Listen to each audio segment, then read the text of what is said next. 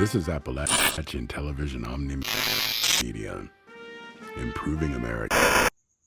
302. Local Wasteland time. If you're listening, it means the dark still knows your name. This is Midnight in the Wasteland, and I'm Nightwatch. When the last song fades, and the tower goes quiet enough that I can hear witchboards complain when the wind shifts, my eyes usually end up on the back shelf. On that shelf, between a cracked lunch pail and a Mr. Handyclaw that still twitches when the wiring gets damp, there's a metal sign. Paint's mostly gone. What's left says, in cheerful letters, to outlive the century. Lemonade. 5 cents. The lemon underneath it has turned the color of old bone. It isn't worth a cap in trade. It's sheet metal so thin you could bend it with a thumb. But like most things that find their way up here, it came with a story hung on it. I didn't see it happen. I wasn't there for the house it came from, or the boy that probably it belonged to. This one came to me the way most truths do out here. Secondhand, over cheap liquor. A trader brought it in when the night was loud with rad storm static. He said he got it from a scavver who'd been talking too much for a man that was tired. So I'll pass it to you the way it was passed on to me. The scavver, as the trader told it, was just trying to get out of the rain. He had followed an old street until it forgot what it was supposed to be. Found a half-buried house leaning into its own foundation. One good corner of roof still left. He went in for the same reason anyone does. 3 walls and a ceiling beat the alternative. The floor gave way under his weight in the kitchen. It dropped him into a basement that still smelled like wet cardboard and burnt wiring. He swept his light around, saw shelves rotted to lace. Boxes melted into themselves. A Mr. Handy cradle bolted to the far wall, with its cables torn out and bent screws marking where something heavy had once been. Above it, hanging by one stubborn nail, was that sign. Lemonade. 5 cents. There was a lemon painted underneath, smiling like it knew a world that still made sense. On the bench under it were the usual ghosts. School papers, half-rotten notebooks, a magazine warped with water. The papers had a name on them, he said. Jimmy. In kid letters that started big and ended small. The magazine was Tesla Science, open to a page with diagrams of robots, and a headline about custom home command routines for the ambitious user.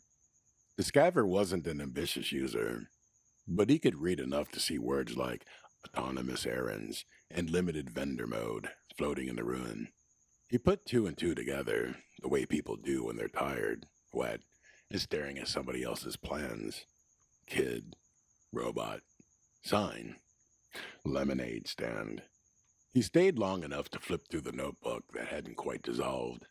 Most of it was nonsense, doodles of rockets and pre-war dreams. But one page had a heading pressed so hard the pen nearly tore through it. Lemonade Project. Under it, in tighter writing, teach Handy to talk to neighbors. Set price. Hide jar where Karen can't find it. There were boxes of notes all around it. One said, Tesla says Handy can run errands. If he can go to the store, he can run a stand. Another, Mom says no door to door, but if Handy is at sidewalk, it's not door to door. Off to the side, half smeared. Need sour, no lemons. Science sour? The scavver said there was a plastic jug on the bench nearby, label half eaten away, except for a few words. Rust, and do not swallow. Stain from the jug ran off the edge of the table, dripped in a pattern that looked a lot like someone learning what too much means the hard way. On another page, the same hand had written, Science sour too strong. Mom mad. Project suspended. Under that, different ink, bigger letters. Maybe a different kid. He still keeps the money. The name Karen was there once or twice. Hard to say how much was jealousy and how much was truth. The scavver told the trader he didn't stick around to cross-examine ghosts. He stuffed the notebook in his pack in case the paper was worth something dry, pried the sign off the wall, and climbed back up to wait out the storm. It could have ended there. Just one more ruined house in that long list. But it wasn't. A few days later, after he had traded the notebook for food and forgotten most of the details, he was walking an old blacktop stretch on the far side of the hills. Road was split in places by trees that had grown up through the cracks. He said he heard the voice before he saw the light. Bright. Too bright for anyone with that much rust in their throat. Refreshing lemonade available. Master Jimmy will return shortly with real lemons. He thought it was an echo from his own head at first. Old world jingle, maybe. Some memory shaken loose by hunger. Then he came around the bend and saw it. Little stand, set up half on the road, half in the grass. Counter made from scavenged boards. Metal pitcher. Cups stacked like a promise.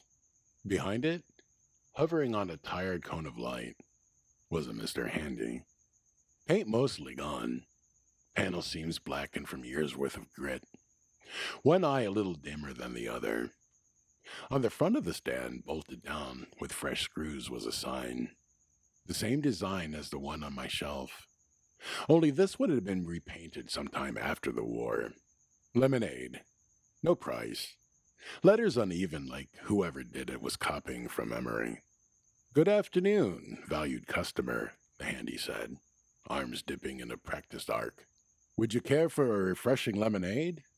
Acid concentration well within safe parameters.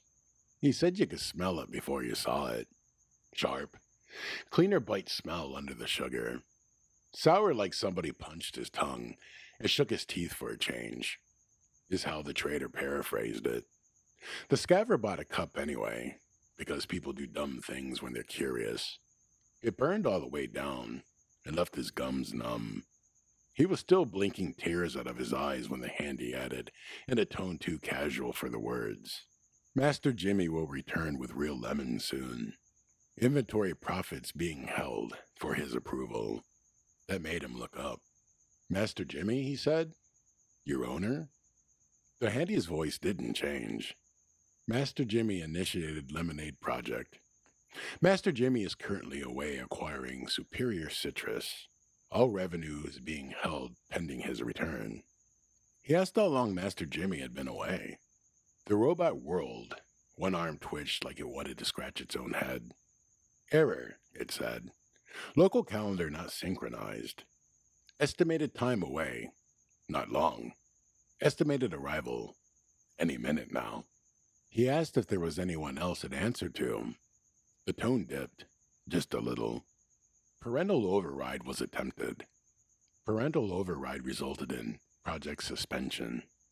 Lemonade Project was re-enabled by auxiliary user.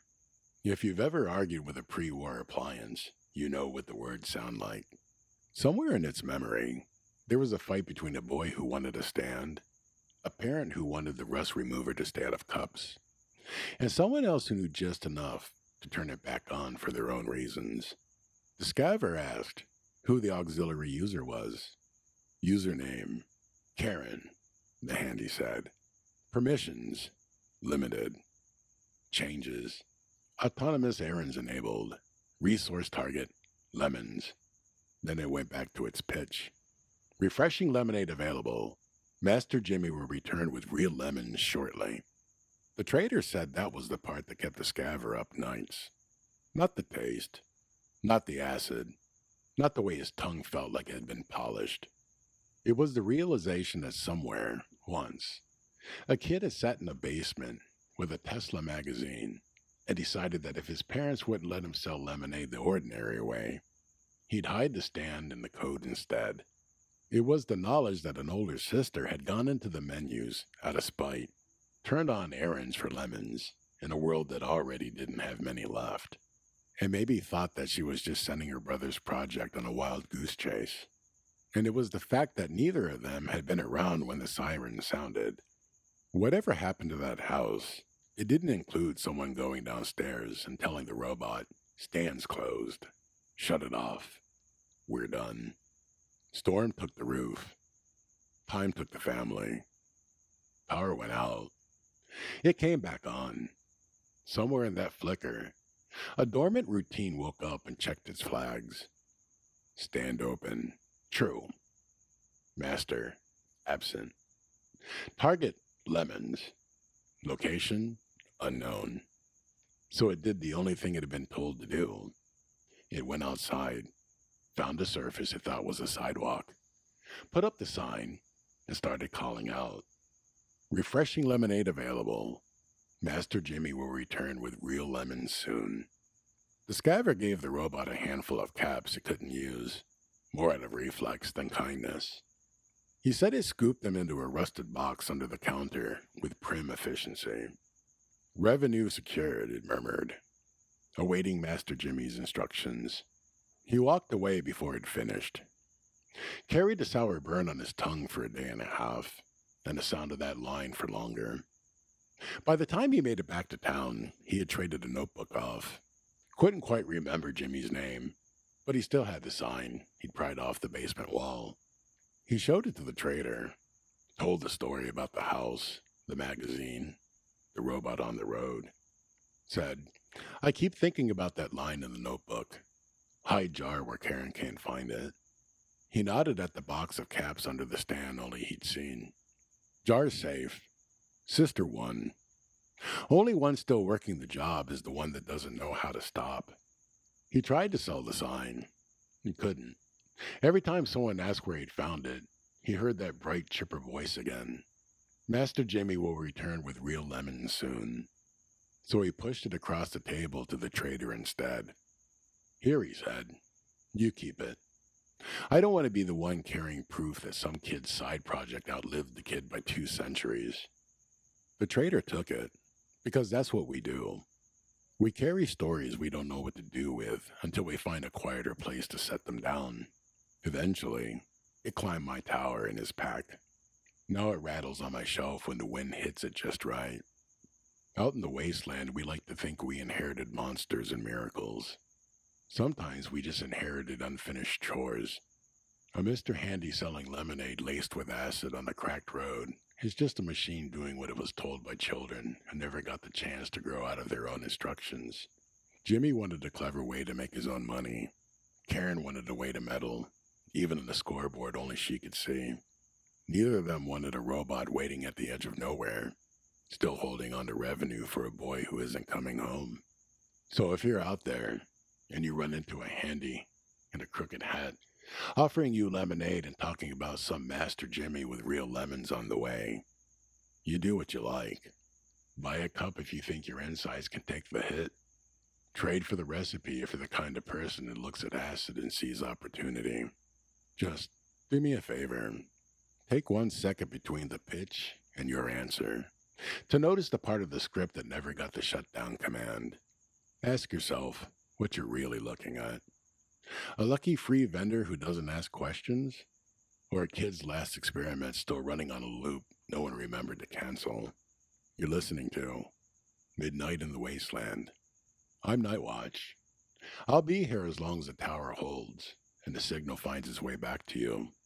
Until then, if you hear a bright voice on the dead road offering you something for almost nothing, with a name on it that doesn't match anyone you can see, remember, not every loop was written by someone who lived long enough to explain it.